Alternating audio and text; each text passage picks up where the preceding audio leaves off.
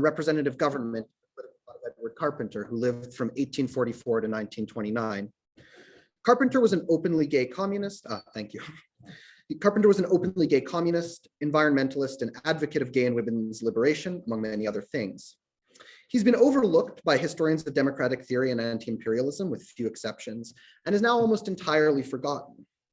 Yet Carpenter's thought is both substantively interesting and historically important for understanding the connections between anti-imperialism and democratic theory. Carpenter's writings on these topics are important because he offers a defense of the value of representative government that is grounded in his anti-imperialism. Furthermore, his critique of civilization led him to connect problems of social domination in India to the struggles of women, gay men, and the working class. These groups ought in turn to be enfranchised, he claimed, and given roles in the functioning of the state. So by offering a defense of representation as a solution to the problem of technocratic rule, Carpenter was breaking from a long-standing association between representative government and bureaucratized technical expertise, which he associated with the dominance of heterosexual men in British politics. At a time when many socialists and anti-imperialists were advocating for a return to direct democracy or village communities, Carpenter tempered this line of thinking with a qualified but nonetheless staunch defense of the value of representation, even for states that aim to become less industrial and more intimate. Furthermore, Carpenter departed from standard understandings of the relationship between gender and imperialism in an important way. He focused on the bureaucrat rather than the soldier or commander as the basis for imperial masculinity. Most work on the relationship between gender and empire in the late 19th century emphasized the ways in which imperialism was seen as embodying the masculine virtues of military prowess and conquest. But for Carpenter, the masculine ideals embodied by the empire were far more banal. So I'll get started by discussing Carpenter's 1889 critique of civilization, which he first delivered actually at a meeting of the Fabian Society. So the core of Carpenter's argument about civilization was his claim that it was an intermediate stage in history between a good but imperfect age of barbarism and a varying sort of post-civilizational ideal, which he thought would sort of mutate over time. This post-civilized society would be distinct from pre-civilizational barbarism, but would nonetheless feature a return to many of its core features. Civilization, for Carpenter, was defined by the emergence of property as the organizing concept of society. Following Rousseau, he imagined the invention of property as a tragic and contingent moment in history that interrupted a period of social peace and harmony with nature. Unlike Rousseau, pre-civilized barbarous life was, for Carpenter, a period of unconscious social and metaphysical unity, where individuals were united with one another, directing their wills to the fulfillment of the collective good, and only wanting that which was best for the social unit.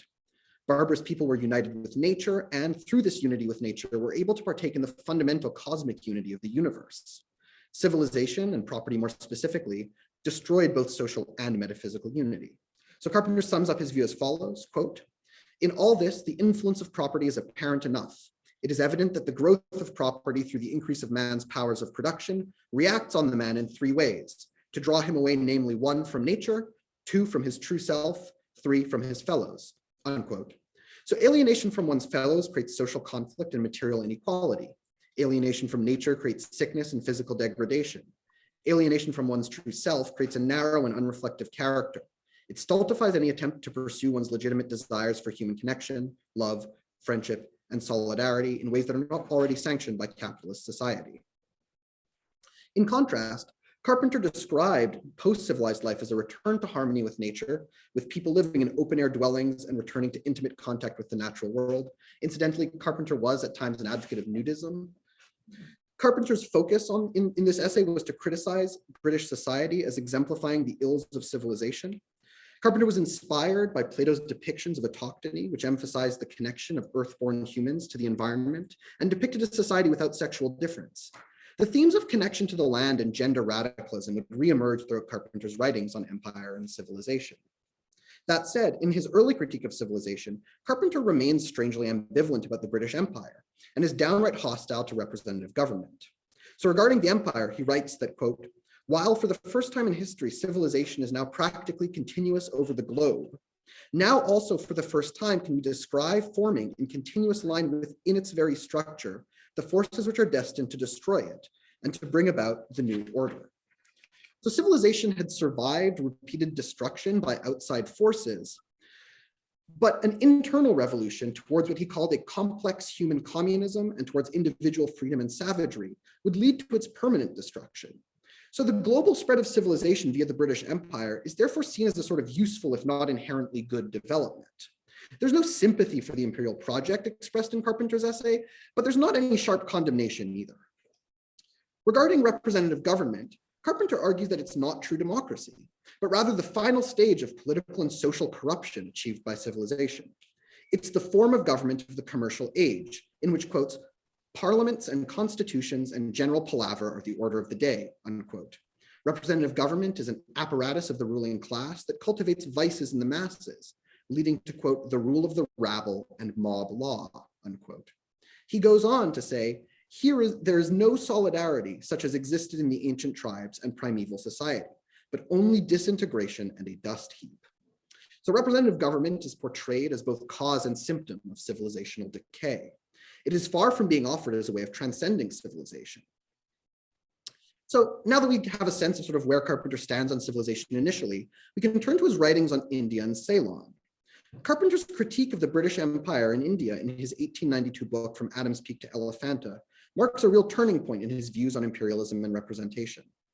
His lengthy visit to India and Ceylon after the publication of his critique of civilization convinced Carpenter that imperial rule was characterized by inequality, deception, and misunderstanding. So inequality, he claims, undermines one of the basic conditions of the new post-civilized life, social unity. But then he asks, how did imperial rule come to be defined by such sharp inequality and fundamental misunderstanding? Carpenter's answer lies in his critique of imperial rule as efficient and bureaucratic. So for Carpenter, imperial rule is defined by its bureaucratic quality. The central actor in the empire is not the soldier, but rather the civil servant. The Indian Civil Service, or ICS, organizes Indian society and is composed of ruling class men who impose their way of being on Indian life. So this way of being, based on a sense of duty that Carpenter would later emphasize in his great work on gender, Love's Coming of Age, was fundamentally incompatible with native Indian understandings of social relations and the good life, he thought. It was also completely shaped by the assumption of social hierarchy. So Carpenter writes, the Britisher pays his Indian servant regularly, and in return expects him to do his duty and to submit to kicks if he doesn't. He, the Britisher, regards this as a fair contract. But the native doesn't understand this in the least. He would rather receive his pay less regularly and be treated as, quote, a man and a brother. So Carpenter sort of views native Indians and Ceylonese as valuing egalitarian relations rather than contractual hierarchy. But the method of governance and vision of society that exists among ruling class men is founded on the assumption of inequality justified through contract. So the disunity and inequality that defined imperial society was simply the working out of the English ruling class's bureaucratic worldview over a conquered people. So this diagnosis leads Carpenter to reassess the emancipatory possibilities of representation. The most likely way that the British Empire in India will end, he claims, is, quote, if our government grants more and more representative power to the people, leading to an immense growth of political and constitutional life among them, and the gradual drowning out of British rule thereby. So representative government would serve a dual purpose in overcoming civilization here. First, it would restore native rule, thereby drastically reducing the influence of technocratic values over government. Second, it would combat custom and the oppression of unpopular or unconventional forms of life by limiting unaccountable power and class hierarchy. So Carpenter was especially enthusiastic about the first element. He thought that representative government in India would sort of combat civilization because majority rule would put Indians in power. So Indians, Carpenter thought, had a set of virtues and capacities that were fundamentally different from those of the British bureaucrats. And Carpenter takes these ideas back to Britain. There, he becomes critical of those who viewed good government as the product of technical expertise or management skills. Just like the Indian Civil Service, the British elite was trained to run the government efficiently and in a tightly organized way. This training led, however, to rulers having a cramped sense of virtue and an overly limited range of political capacities. And here we see Carpenter's domestic politics changing. So Carpenter's remedy for this problem was not to oppose representative government, but rather to advocate for a more inclusive franchise and more inclusive government offices in Britain itself. So Carpenter's conception of English citizenship was shaped by his attempt to elucidate the ways in which class, gender, and sexuality shaped individuals' character and capacities. Carpenter's major distinction is between two sets of capacities, which I'll call efficient virtues and sociable virtues, respectively. Upper class heterosexual men have efficient virtues. Working class men, all women, and gay men have sociable virtues. Efficient virtues are organizational capacity, honor, duty, and efficiency, Carpenter claims. Sociable virtues are sympathy, affection, caring, imagination, and intuition. Generally, Carpenter's work on gender is characterized by his advocacy of a particular notion of androgyny, the combination of the virtues that were typical of upper class men and those typical of everyone else. This combination of virtues amounts to androgyny because the ruling class are the ones who possess the masculine virtues in civilized societies, he claims, even though this group of people actually excludes most men. One of Carpenter's central claims about civilization is that it is a society that is ruled by the masculine virtues, the virtues of a kind of elite group of sort of upper class boys who are trained in these special schools. Conversely, barbarous societies have placed and post-civilized societies will place far greater importance in the cultivation of feminine virtues in combination with a limited range of masculine ones. Gay men and women are, Carpenter thinks, sort of a vanguard in this respect. He calls them sort of intermediate types. And these intermediate types, Carpenter argues, were valued in barbarous societies because they advanced the virtues of sociability that were crucial to pre-civilized life. Post-civilized society, defined by its freedom and equality, requires each person to identify in a profound way with the other members of their community and pursue their goals in a way that reflects empathy and mutual understanding. This can't exist in English society, he claims, so long as its ruling classes are sort of only possess the virtues of efficiency, which see society as something to be managed and assume that the unit to be managed is the individual. So just to conclude, Carpenter's later career is marked by his support for a number of democratic causes, including women's suffrage and the opening up of government to women, gay men, and the working class. Carpenter's interest in representative government in Britain was shaped by his view that expanding the franchise and including those who possessed the sociable virtues could turn representation into an anti-civilizational force. He hoped that an expanded franchise and a renewed tolerance for homosexuality would lead to the reconstitution of parliament and the administrative state under the rule of individuals guided by empathy and an imaginative approach to the problem of social progress. This, for Carpenter, would lead to the overthrow of civilization and the evolution of society into his post-civilized ideal. Thank you very much.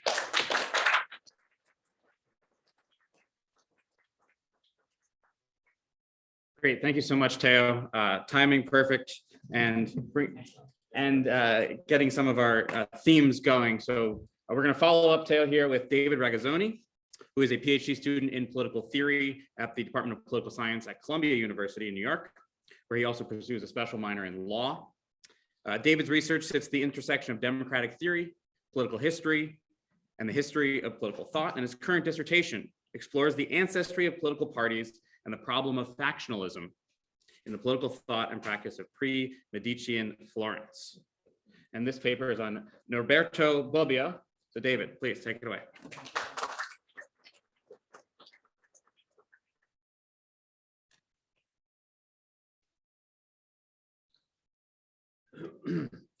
Thank you so much, everybody. I would like to start off by thanking once again Hansong and all the organizers of this conference who have so generously put so much time and effort over the past few weeks and months into bringing us together out of the isolation of our rooms, our Zoom engineered classes, and also for allowing me to break the routine of teaching and writing in what is, I think, hopefully the last semester of my PhD.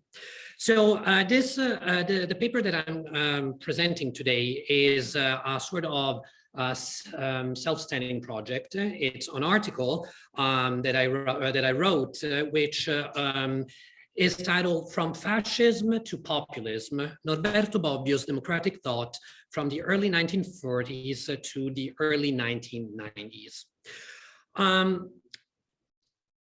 Italy's preeminent political writer in the post-war age, in the words of Charles Meyer, Norberto Bobbio, 1909-2004, was no ivory tower scholar. He was Italy's foremost political, legal, and democratic theorist, a distinguished historian of political and legal ideas, and one of the country's most perceptive public intellectuals throughout the second half of the 20th century. He happened also to be a lifetime senator, starting from the late 80s after he retired from his university career. His biography, scholarship, and militant writings were marked significantly by the vicissitudes of Italian political history as the country transitioned from constitutional monarchy to fascist dictatorship to democratic parliamentary republic. He grew up in the waning years of Italy's liberal parliamentarism. He witnessed the advent, triumphs, and demise of Mussolini's regime between the 1920s and the early 1940s. He fought personally for Italy's graduation to democracy, and throughout the full second half of the 20th century, he remained a vigilant observer of Italians' long experiment in democratic life. Just to make things clear, early 20th century Italy was a battlefield among three competing ideologies: liberalism, advocating a gradual enfranchisement under conditions of mass politics; right-wing fascism; and left-wing collectivism. Bobbio belonged to a generation whose formative years unfolded in the clash between two intellectual and political projects: pre-fascist liberalism on the one hand, and the revolutionary Marxism championed by Antonio Gramsci on the other. Italy was interesting at the time also for another reason. It was home to the largest and strongest communist party in a democratic society, and thus provided Bobbio with a magnifying glass to observe and study the coexistence of largely competing political families in the Cold War era, from Christian Democrats and nostalgic fascists to socialists, communists, Republicans, and liberals. Overall, Bobbio's important publications in democratic theory and his countless editorials on the political events of Italy made Bobbio, once again in the words of Charles Maier, who prefaced the Princeton University Press edition of Bobbio's ideological profile of 20th century Italy in 1995, quote unquote, the philosopher of Italian democracy. Now, over the decades, Bobbio, the name of Bobbio became a synonym with a distinctive theory of representative democracy, what in the literature in democratic theory has been become conventional to reference as procedural democracy. He developed a systematic theory of procedural democracy as a set of quote unquote rules of the game, allowing citizens to secure at once two major goals: the participation in the making of decisions that are collectively binding on the one hand, and the pacific solution of social and political conflicts on the other. Foundational to both tasks were, on Bobbio's account, political parties. Differing from his intellectual predecessors, such as Italian elite theorist Mosca, Pareto, Michels especially, he theorized political parties as unique forms of collective political agency, vital for the transformation of particularism into pluralism. So from particularism to pluralism, and thus for the pursuit of public good over private interest. Outlined in his writings on democracy throughout the 1950s and 60s, further developed in the mid-70s and fully unpacked in the 1980s, Bobbio's ideal of procedural democracy made him one of the most vocal champions of this paradigm in the 20th century landscape of continental Europe, together with other leading proponents such as Hans Kelsen, the anti-Carl Schmitt, or the more benevolent face of Weimar jurisprudence, and Joseph Schumpeter.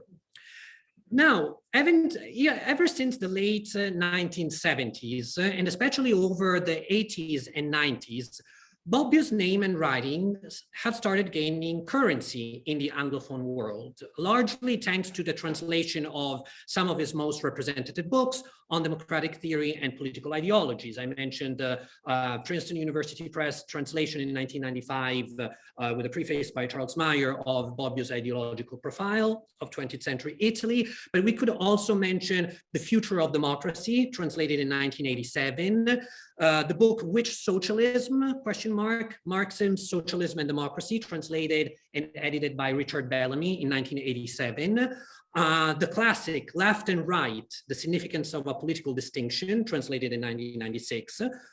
Bobbio became part and parcel of the debate on the fate of political ideologies in the aftermath of the Cold War, also thanks to a number of articles by Perry Anderson published in the New Left Review on the affinities of Norberto Bobbio, on the distinctiveness of Italian liberal socialism, a sort of mythical creature at the time. How is it possible to merge liberalism and socialism?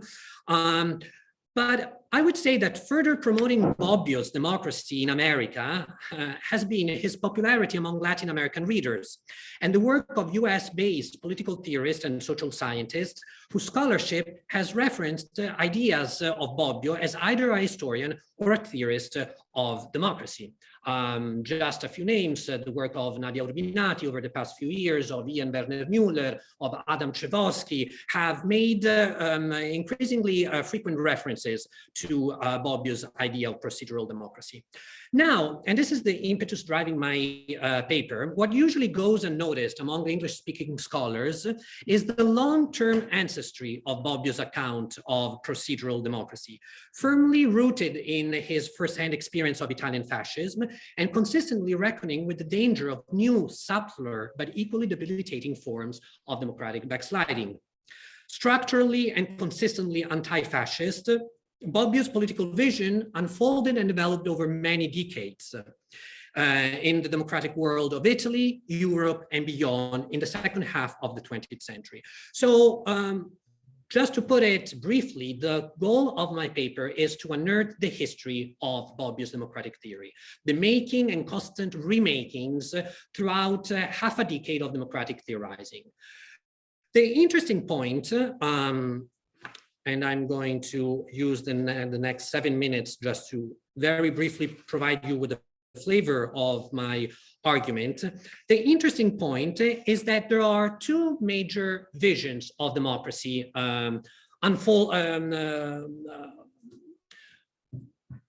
coming out of Bobbio's work over the decades. He makes this point very clear in his autobiography, where he says that two ideas of democracy run through his political writings from the early 1940s to the early 1990s.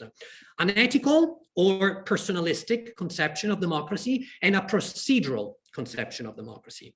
The former, at the core of his thought in the 1940s, when fascism was still on the horizon, was the intellectual brainchild of the personalistic philosophy underpinning the agenda of the anti-fascist Action Party, a major protagonist in the making of democratic Italy, in the transition from an anti-democratic to a democratic world. This personalistic or ethical conception of democracy pivoted around the notion of individuals as rights bearers that pre-exist the state and whose freedom as persons is best accomplished through participation in the life of the community.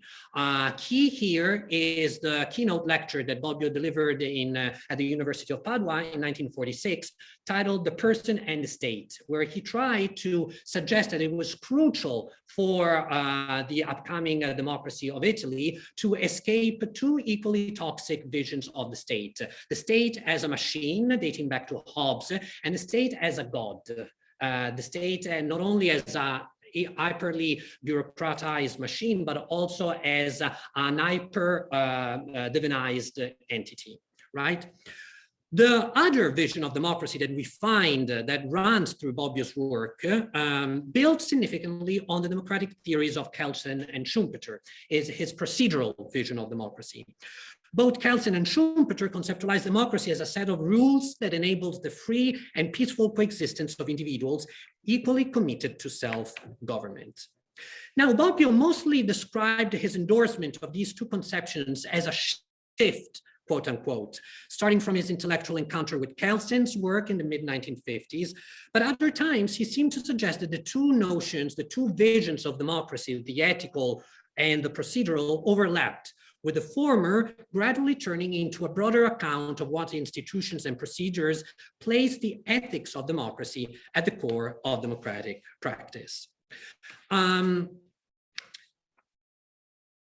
The shift towards a procedural account of democracy, or the beginning of the overlap between his two ideas of democratic life, emerged in the mid-1950s, became prominent in his mid-1960s writings on socialism, liberalism, and democracy, and turned into a full-fledged democratic theory in his mid-1980s classic, The Future of Democracy. Now, I want to draw your attention to one important point that has to do both with the politics, the ideologies, and the intellectual landscape of the time. The alpha and the omega of this half a century of democratic theorizing of Bobbio was the highly personalistic leadership of two men, Benito Mussolini and Silvio Berlusconi.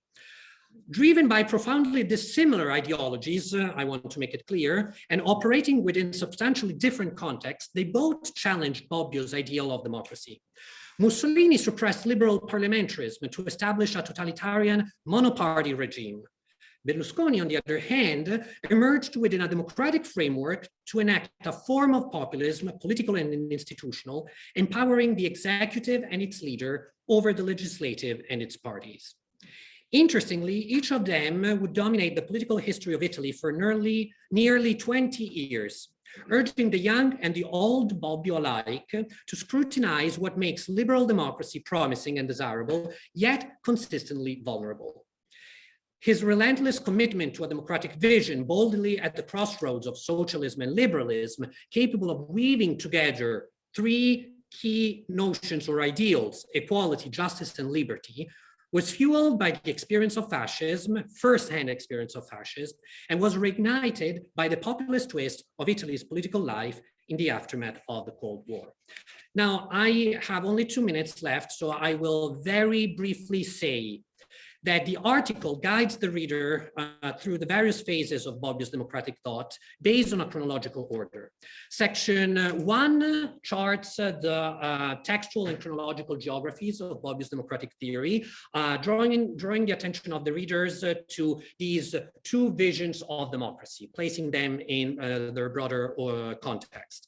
Section 2 scrutinizes his ethical notion of democracy throughout the 1940s, when the philosophy of personalism, which we can excavate in the Q&A if you wish, and the militancy in the Action Party forged Bobbio's political vision. It considers his scholarly writings as a university professor in Mussolini's Italy, when he wore the clothes of an anti-fascist in disguise, as well as his dense but largely forgotten articles and texts from the mid-1940s at the dawn of Italy's democratic republic. Section 3 focuses on Bobbio's writings from the mid-1950s, collected in the famous volume Politics and Culture, offering the first formulation of his later theory of democratic proceduralism. Emerging from that book is Bobbio's commitment to, quote unquote, a post-fascist anti-fascism. His relentless pursuit of a dialogue with the Italian communists, who he believed was possible to make pluralism friendly, urging them to renounce their Soviet metrics and thus in the attempt to make Italy's republic as strong and inclusive as possible. Section 4 covers the broadest time span in the chronological unfolding of Bobbio's democratic vision, ranging from the 1960s to the mid-1980s, when he observed the transformations of Italian party politics and the Italian left through the prism of his own procedural conception of democracy, encouraging projects and chastising tendencies based on their promise to honor or threat to violate the rules of the democratic game. Finally, Section 5 briefly charts the last years of Bobbio's political life and intellectual militancy in the very aftermath of the Cold War, where one key concern becomes clear to Bobbio. The pole star of the left, meaning the idea of equality, had not eclipsed with the failure of communism. Rather, it had taken new directions, challenging established hierarchies and sources of discrimination other than class, for instance, race, sex, even species, and thus confirming Tocqueville's early 19th century prognosis about the trend towards greater equality being the fate of democratic societies. So I will stop here for time reasons, but I hope that I managed to give you at least a preliminary and rudimentary outline of the scope and purposes of the paper. Thank you so much.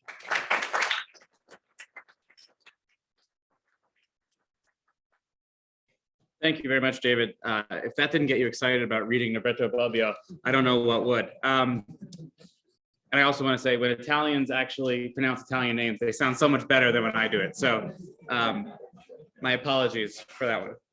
Awesome. We have one more paper here. So let me introduce Simon Sehong-Luo, who is a PhD candidate in political theory at Indiana University, Bloomington.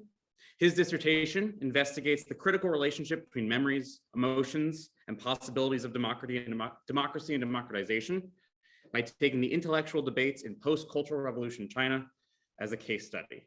And his paper is on the New Left theorist Wang, who's a fascinating figure. So I'm very excited. Simon, welcome.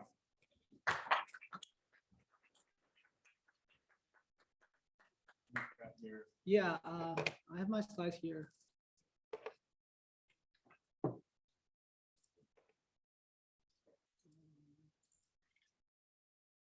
Well, thank you so much for being here. My paper is about party theory. In particular, it's about Chinese political thinker, new left thinker, as Joshua just mentioned, Wang Hui's party theory, the theory's relationship to the global 60s, and the flaws of this theory. So I will divide the presentation into 4 sections. I will first introduce the motivations behind this paper.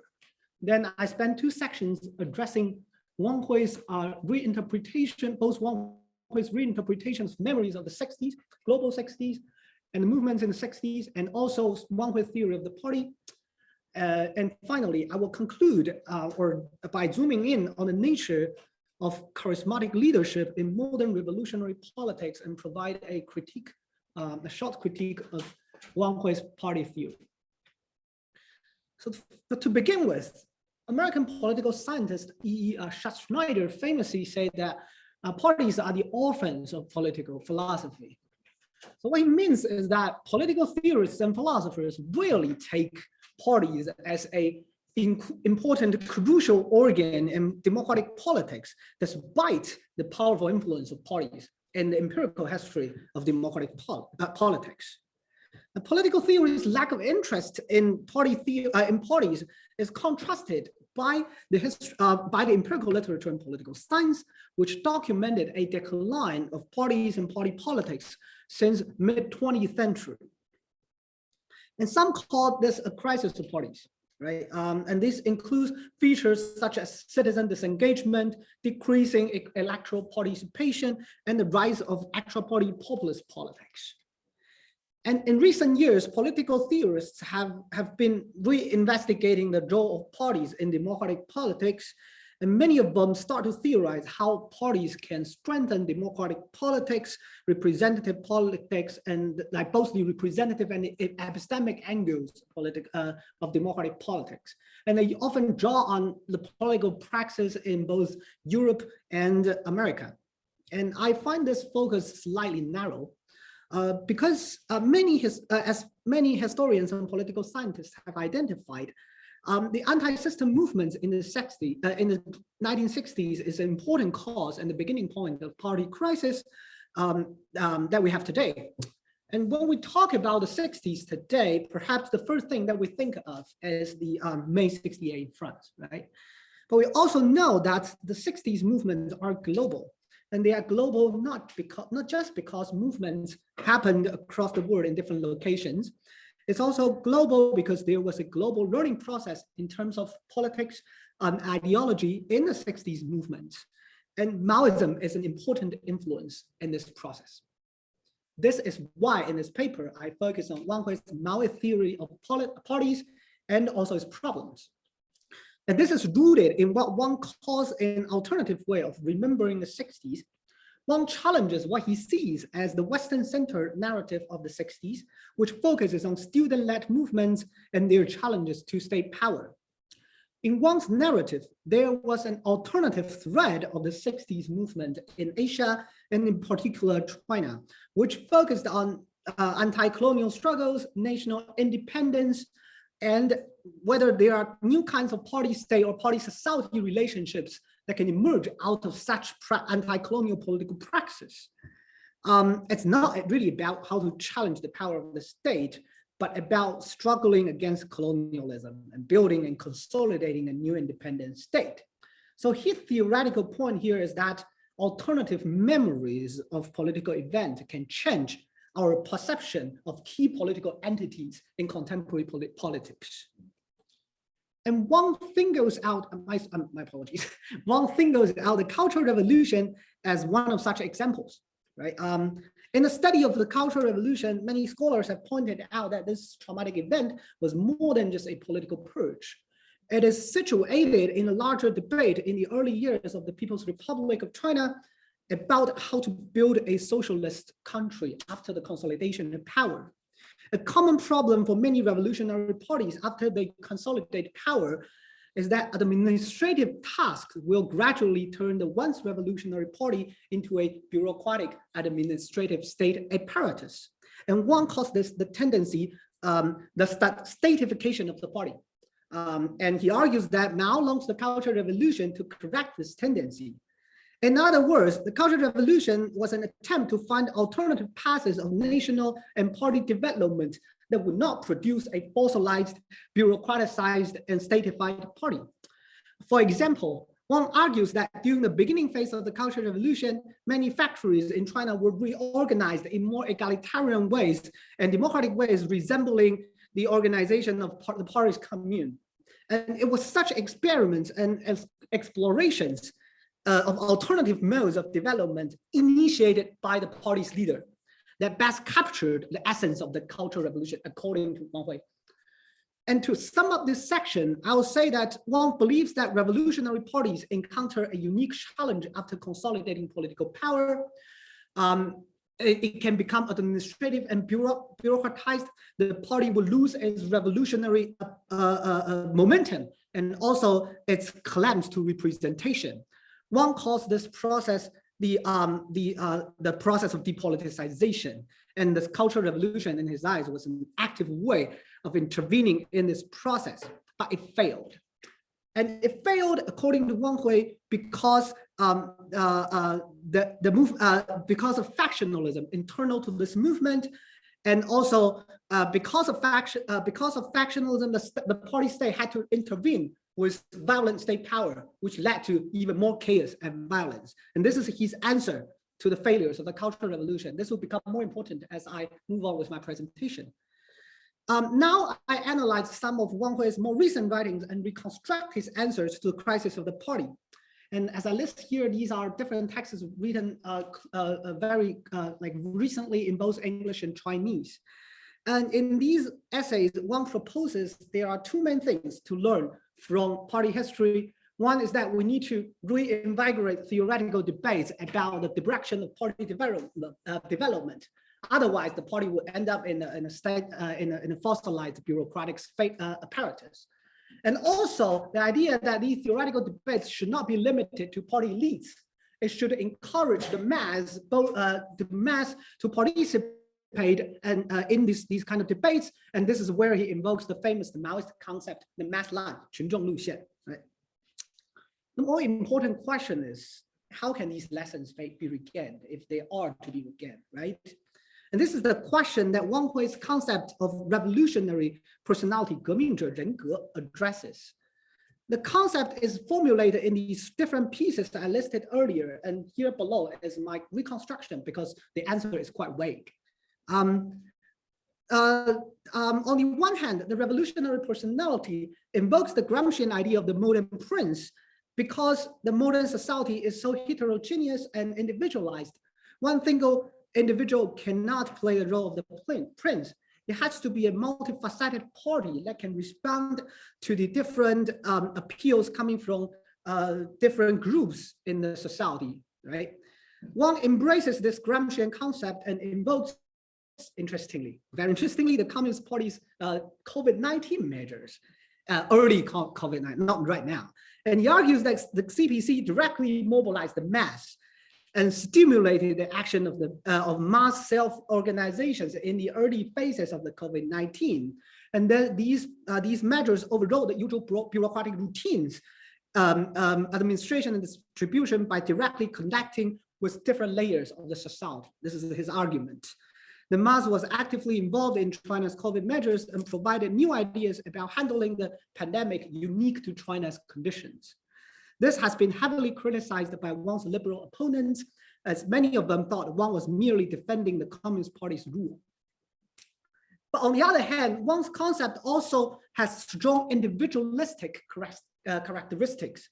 In many places in his writing, he was formulating an individual leader who was mentally strong and who remained cautiously optimistic in critical moments or dark times, and who has good strategic judgments of the situation to make crucial decisions. And he cites favorably Lenin, Vera Zashlich, Trotsky, and Sun Zhongshan, and tries to demonstrate how such figures could really turn things around, could really make changes happen, and could really lead the party towards success and victory. And then in the 2018 piece published in English, Wang further complicates this concept by identifying a third dimension of the revolutionary personality, which is labor activists in the Jiaxic movement, Jiashi Gongyan, in Shenzhen in 2018. This is a solidarity movement between college students and workers in Shenzhen, and he identified these activists as resembling the revolutionary personality by possessing these kind of strong mentality. Yes, thank you. Strong mentality by making critical decisions, and also by standing with other dimensions or other layers of the society, between like a solidarity between students and workers. In other words, and very problematically, there seems to be three different sides of this concept of revolutionary personality as one was answer to the crisis of the party. On the one hand, you have the modern idea of the modern prince of the party, which speaks to the which crosses different sections and groups of the society. You also have the ancient idea of a single charismatic individual who can be what we call the ancient prince. And then finally, this actual party mass movement that seems to generate momentum in a society filled with crisis or contradictions, right? And this is really important. And my answer is that, or my conclusion is that, Wang Hui's solution to the depoliticized, fossilized, bureaucratized revolutionary party is to form an extra party relationship between, on the one hand, the leader, and on the other hand, the mass movement. And then to shape this connection between the leader and the mass movement towards a pre-given goal, which is reinvigorating the party. I will conclude with a short critique of Wang Hui's theory, and I think this is a uniquely Maoist dilemma. And I think my argument is that Wang's understanding of the charismatic leadership in revolutionary politics or in parties is too one-sided. I argue that the charismatic leader, including Wang's favored figure, Mao, relied both on his personal charisma, which is intertwined, of course, with the modern revolutionary party, and also the party bureaucratic apparatus to maintain his or her ideological aura. Bureaucracy is actually crucial for the leader to maintain and control his ideological discourse, or to offer an authoritative official interpretation of what he means, and to discipline the mass movement that would generate political momentum. And when a figure like Mao launches anti-bureaucratic movements, these kind of anti-bureaucratic movements based on a populist leader can, of course, strengthen the leader's charisma as the heroic figure attacking the bureaucracy on the one hand, but it also weakens the bureaucracy and therefore weakens the leader's capacity to control the movement and to deliver his message. And this is precisely what happened in the Cultural Revolution too. When bureaucracy was weakened, Mao was unable to control his movement by relying on the bureaucratic status to deliver authoritative meanings of Maoism. And the result was that new visions of democratic egalitarian politics emerged. They were, of course, initiated by Mao and Maoism, but they transcended Mao's original plan and became even more radical than some of Mao's ideas. And eventually, in such situations, leaders like Mao resort to the bureaucratic status they were attacking and then mobilize state force and state violence to crush the movement that became even more radical and democratic than they originally assumed or designed. And in anthropologist Yi-Ching Wu's words, this is how the Maoist movement exhausted its own political energy. In other words, my conclusion is that the threat of self-defeat or self-destruction is internal to one's project of reinvigoration or invigorating the party through the external link between the leader and the mass movement. It's not just a coincidence. And without taking this threat seriously, one's project remains essentially flawed. So thank you so very much.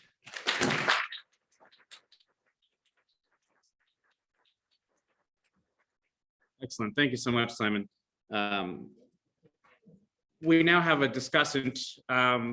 Eric Fabri will be leading our discussion of the papers today. I'm going to ask Eric, I'm going to give an introduction, but I'm asking him to appear as well. Sorry, it's a little bit less communal, but it helps with our hybridity. Eric is a postdoctoral fellow in the Department of Government here at Harvard. He received his PhD from the Free University of Brussels in 2019 and wrote his thesis on the legitimation of property rights in a democratic society. His current research project explores the arguments and critics of the right to inheritance. And Eric is a Renaissance man who is called in to discuss on a whole range of papers, and we're so lucky to have him. Eric, all yours. Thank you, thanks. As I say, it's actually very difficult to discuss 3 papers on such different topics in the same time, so please apologize already because I will have to discuss them separately, which is super difficult. And I propose to take it in the order in which they were presented, so starting with Edward Carpenter's paper. But before that, I just want to say thanks for these papers because I found them all of them super interesting in their own way with their own qualities. And so I learned so much reading your papers, so thanks for that. Even though I think there are many things that, well, the comments I will offer are kind of designed to, well, initiate some discussions rather than offer some kind of solid criticism, because I'm no expert, neither in Chinese politics or in Bobbio's politics or in Carpenter. So I've learned so much things that I'm rather trying to offer some lines of discussion for the discussion here, and I'll try to keep it brief because I don't know, well, we have like 20 minutes for also for the discussion with the room, so I'll try to keep it brief. So first, starting with the paper on Carpenter, I didn't know that much on Carpenter at all, and I learned a lot. Well, my first feeling, it's kind of a strange mix between Rousseau, Plato, some kind of Judeo-Christianism, some deep British culture, with also a lot of Hindu philosophy, and it's kind of, well, we kind of shake them, and you got Carpenter. And I think it's super interesting because also his specific position in the society allows him to see so many things that, like, other thinkers, and I'm thinking to, of course, also John Stuart Mill and so on, so many things that they kind of not really see. And so basically, to put it already, I think there are at least 2 sides in Carpenter's thought. Let's say one negative side or the critic side, like how he criticizes Victorian civilization and so on. And let's say the positive side or the kind of post-civilization society he dreams of. And I think the negative side or the critic side is super interesting and has so much value on its own that I'm not going to really discuss that. I'm rather trying to give you a couple of questions on the positive side. And, you know, what do we do with that? Because it's maybe the most both stimulating and puzzling part of about Carpenter's political thought. So, but before that, I have just maybe 2 questions the first one is very self-interested. It's a question of clarification on the critique of private property, because it's something, well, there seems to be some continuation between Carpenter's and Rousseau. And I was wondering if there is a systematic critique of private property, or if it is only kind of along the line of a Rousseauist critique of civilization, or if there is like a critique of private property on its own in Carpenter's thought. And the second is about like his conception of progress, which is a big thing, of course, in 19th century philosophers. Well, usually there is a consensus on the idea that at that time there is this kind of linear conception of progress with different stages of civilization, and each society has to be somewhere in the line of progress somehow. And you know, you also this kind of well, this line of thinking in John Stuart Mill, saying, well, basically, because the British are kind of forward on the line of progress, it is legitimate to bring the other, well, the other populations. Well, it's kind of providing them a shortcut to go further on the highway of progress somehow. And I was wondering if you also have this kind of linear conception of progress in Carpenter's, and whether there is some kind of determinism, whether you know, there is like a philosophy of history with a definite goal, and there is some kind of necessity operating, or if on the other hand, it's like wide open. And we have no idea what we're going through. It looks like it's rather the second option, but I'd like to have your opinion on that. And very last, very short comment. I was wondering if Carpenter has any reading of Charles Fourier, which is also like one of the socialist, utopian socialists. And well, you have the same kind of philosophy of history and maybe like speculating about human nature and so on. And well, so maybe there is some connections here too. So well, the next questions are rather on the let's say on the method, and maybe on like on the positive side, and what Carpenter's, well, the kind of positive philosophy of Carpenter's. Well, is this depiction of the post-civilization society and so on. So I was wondering, on one hand, on the method of Carpenter, if you also have this kind of very common method in the 19th century thinkers, basically saying, okay, well, we have to identify what is human nature. And so we have to formulate a political theory that corresponds to the human nature and to the true nature of the human. And so hence you have all these debates on what is it to be truly human? What is the human nature and so on? And you have various theories saying, okay, well, no, human nature is this, so we have to have this kind of political theory and so on. And reading Carpenter, I had the feeling that somehow he uses this method too. And the problem of this method is, of course, that when you have to speculate on what human nature is, you look to the human you know best, which is yourself, which gives you a very interesting positive theory, positive political theory in the case of Carpenter. But the risk of that is to kind of essentialize, or to have like one main theory about human nature. And well, Castoriadis calls that the risk of the Unitarian ontology, is kind of sedimenting and saying, well, there is only one human nature and it's like this. And this especially, well, echoes in the Platonism that seems to ground Carpenter's thought. So is there maybe a risk here to essentialize a certain conception of human nature, which is super interesting because it's not like the usual conception of the human subjectivity as rational or whatever. It's something very different. But isn't there a risk to essentialize this concept of human nature somehow? And maybe well, okay, I'll try to be much more shorter for the rest, but maybe what do you think of this kind of positive political philosophy? What do we do with that? Do you think there is still some kind of some insights that we should draw of that, or no? Maybe are you convinced by that? So I'm switching to the second paper. Sorry, I'll try to be a bit brief, to go a bit quicker.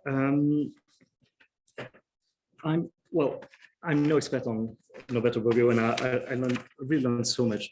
It's especially difficult to comment this paper because what you're doing in the paper is really brilliant. I think you're really reconstructing and showing like the relations and the intimate relations that exist between like the events in the Italian political life and the development of Norberto Bobbio's thought, which is very well written, very pleasant to read.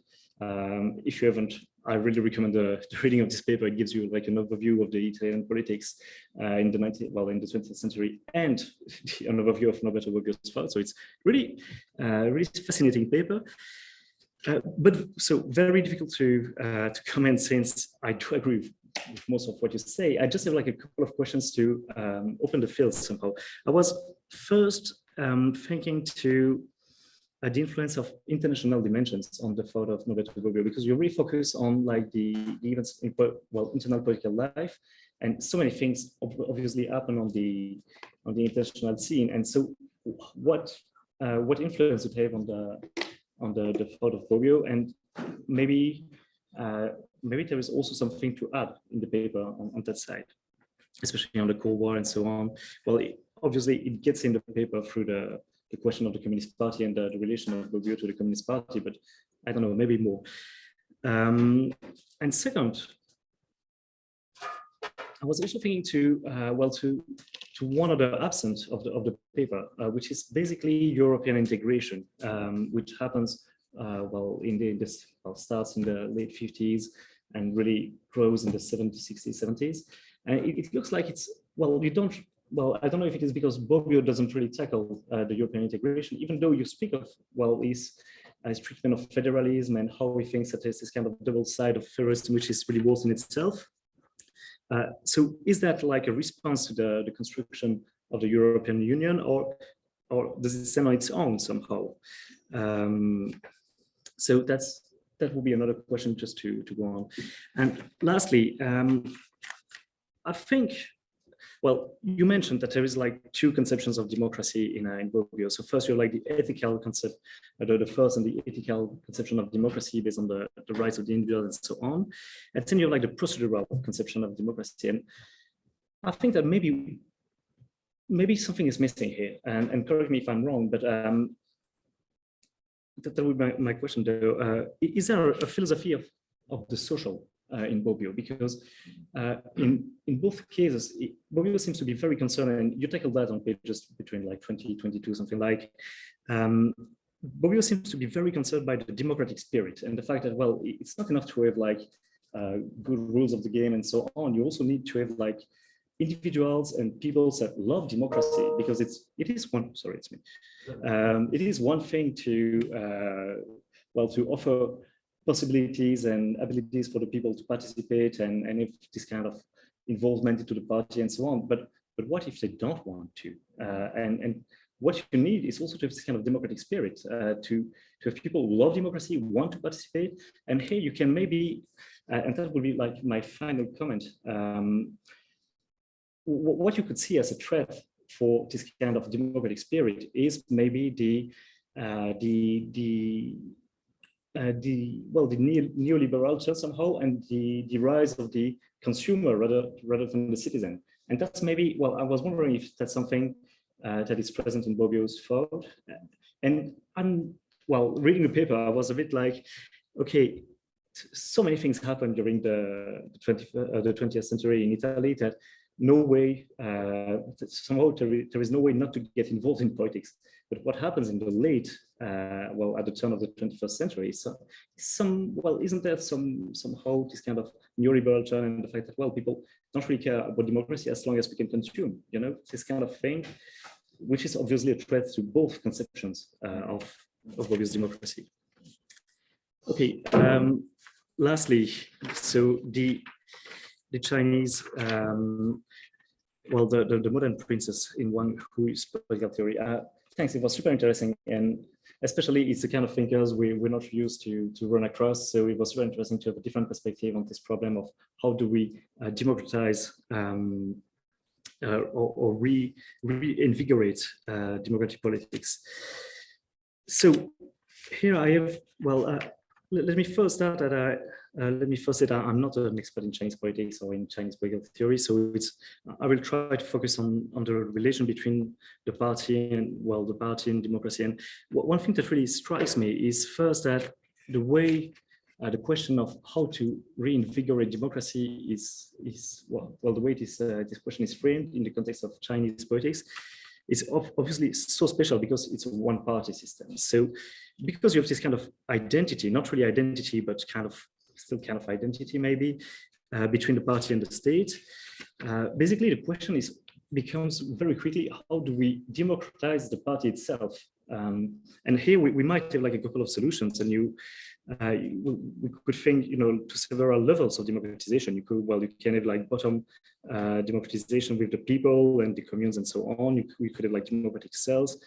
Then you mentioned the leader as such, then the party or the state. And I was kind of, one thing really struck me was that, what about the representatives? Isn't there this kind of, isn't there a missing piece here? Because it's also one of the essence of your paper. The representative seems to be quite absent, even though there are elections and so on. So is there a way maybe there to democratize the party? The two next remarks are maybe on two other very striking features of your paper, I think. So first the masses and then the leader, because these are the two main elements, I think. I will start with the culture of the leader, because it strikes me that Wang's solution seems to be to bring in the figure of the leader. And I was like, why? It's something that seems maybe a bit anachronic from let's say a Western perspective or whatever. And I'm not saying it's like a good thing or whatever. I'm just saying why not? But why is that this insistence on the cult of the leader? Is it something that is due maybe to the specificity of Chinese history?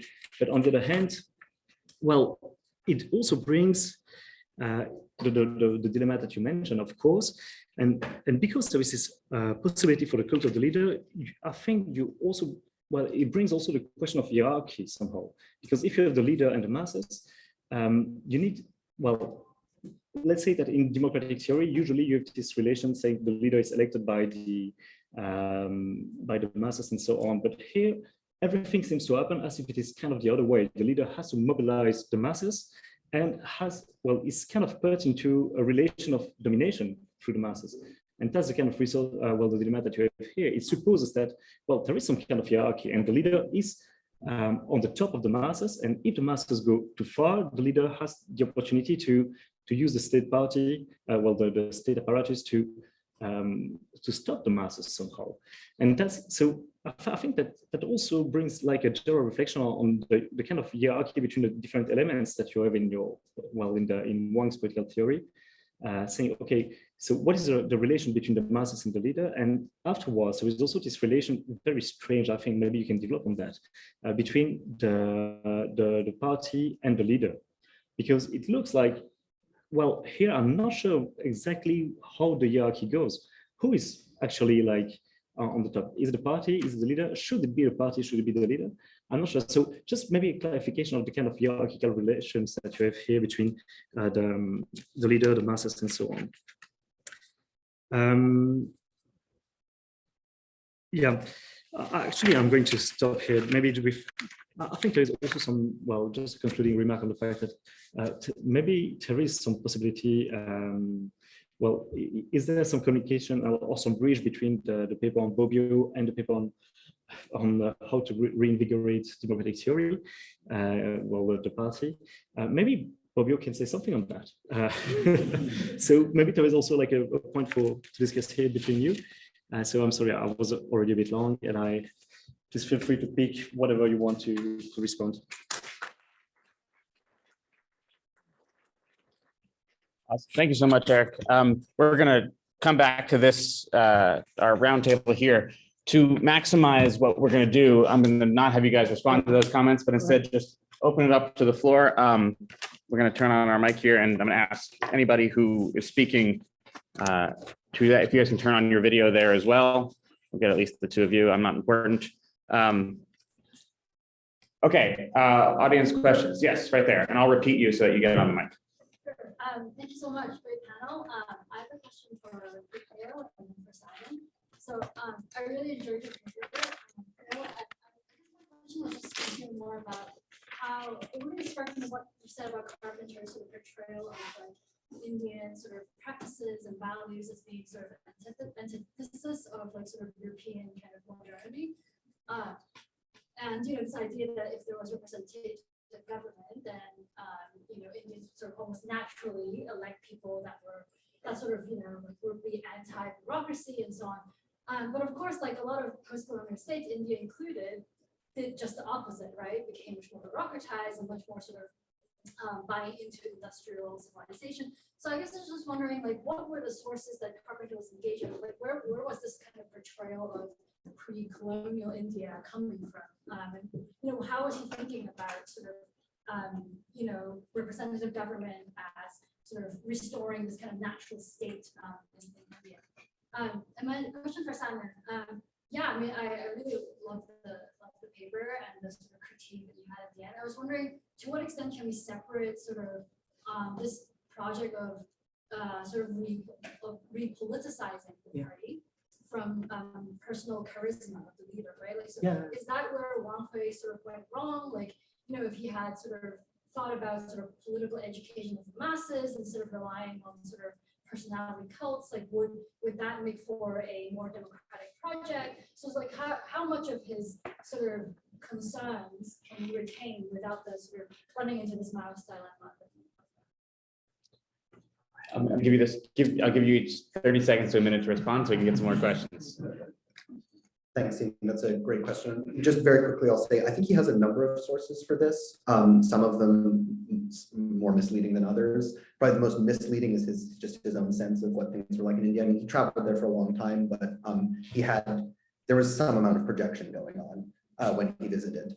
But he did sort of take a lot of their cultural and religious practices seriously. And actually one of his main sources is both Hindu religious leaders and Hindu religious texts that he consulted while he was there. And I think that's where the sort of spiritualist quality of his descriptions come from, is that a lot of his interlocutors were sort of heavily involved in organized religion. And that was one of the kind of main sort of points of his visit. Thank you. Excellent question. I hope that I can answer it as sufficient as I can be.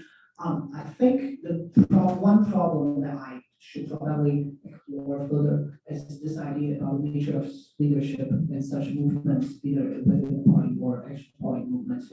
And I think one problem is not like the biggest flaw of Wang theory is not that he thinks that individuals are important in such projects of liberalization. I do think individuals do play a role, and a certain kind of role that hasn't really been explored in such movements. I think an important problem that this is that he models that kind of figure as a certain kind of hero who can single-handedly, and if we think about Machiavellian terms, who has a kind of to counter Fortuna. I'm sorry if I'm not speaking properly. My apologies.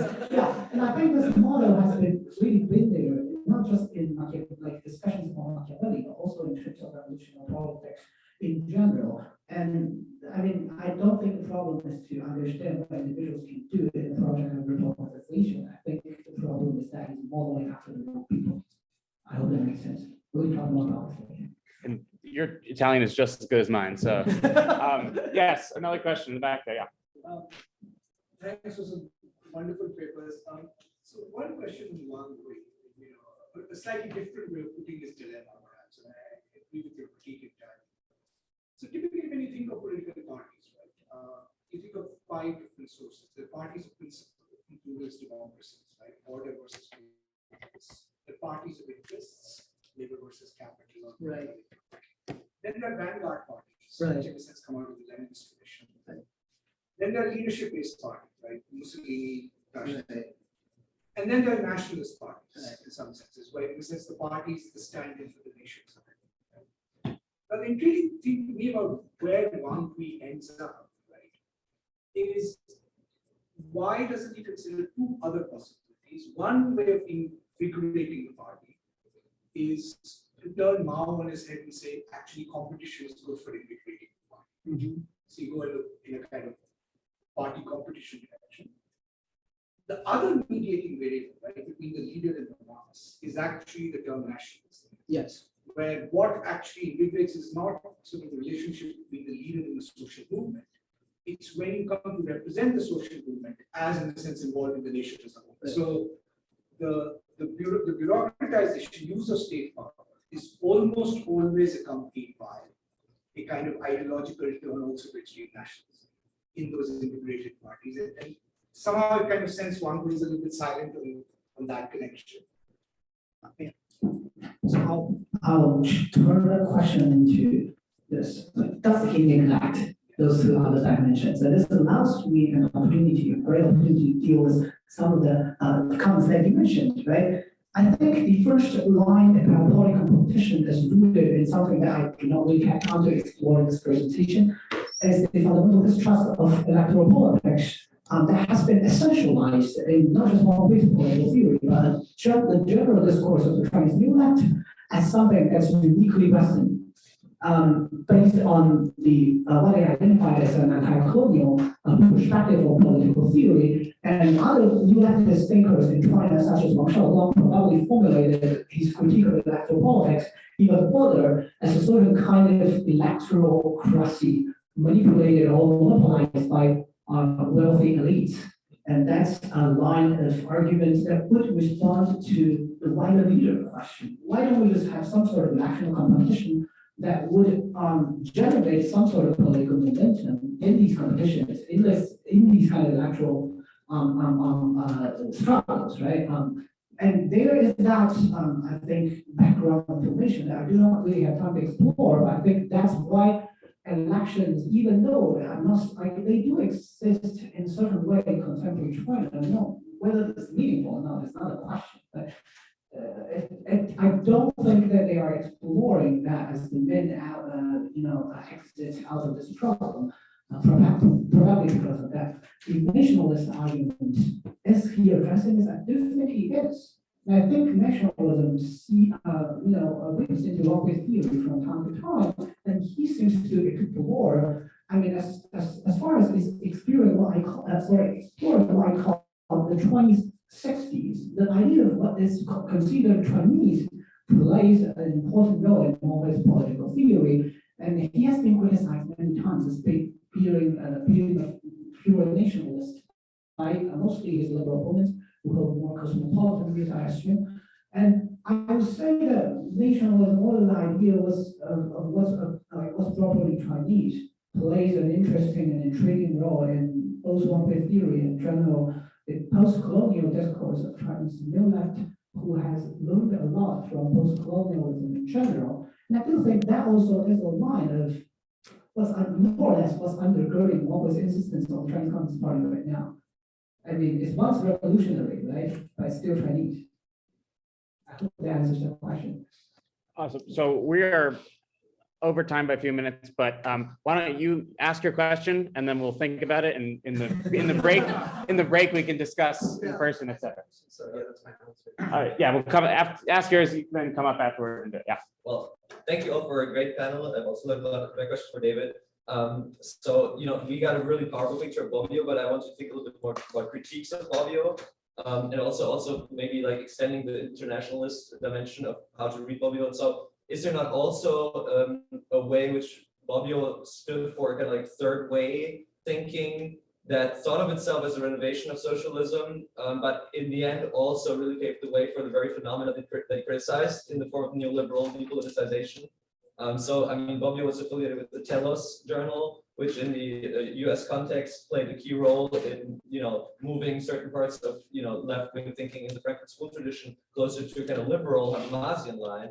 And Bobbio in the Italian context, I think, and so you might know, I was going to just mention the work of Natasha Piano, who you probably know, right? And so she reads the Italian elitist school actually, and its reception as being completely misunderstood. And like Bobbio seems to actually follow this like limited Schumpeterian reading of the Italian elitists, and so actually thinks of democracy as its elitist game, right? So is there not a way in which like Bobbio participated in sort of a kind of like crisis of left-wing thinking? And that speaks sort of like to the limits of that kind of like socialist liberalism that you sketch for us. Awesome. Let's hear your question. So, yeah, my question is for Theo. You mentioned previously the question was raised that there was a sense of some projection by Carpenter, and also the fact that he was drawing from Hindu religious traditions, etc. So I was just wondering whether Carpenter ever dealt with what the entrenched casteism that is part of the Hindu religious tradition, whether he ever kind of either bypassed it or addressed it in certain ways. Just the question clarified. Yeah. Awesome. I'm not going to let you guys respond because I'm evil. No, we're out of time. Thank you so much to our panelists. Thank you to all your questions. We will reconvene in